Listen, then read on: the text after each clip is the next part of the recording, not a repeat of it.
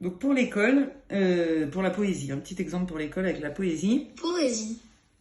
Donc il y a plusieurs façons de dire une poésie. On peut la lire, la dire en entier ou la mettre en petits morceaux pour que, pour aussi un peu s'entraîner à dire les choses dans l'ordre et tout ça depuis sa tablette, quoi.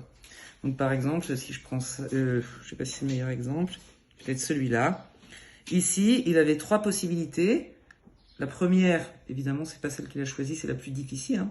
La première, c'est de dire Le lapin habite à l'école de musique. le poème phrase après Il phrase, joue de leur musique avec son piano.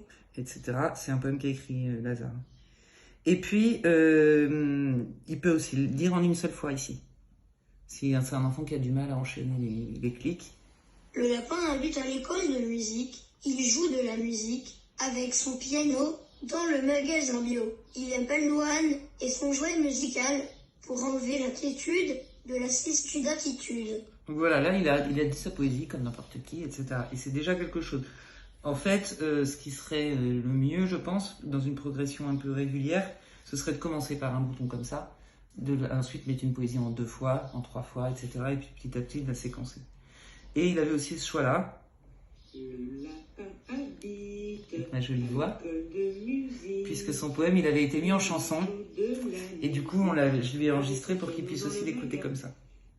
Voilà.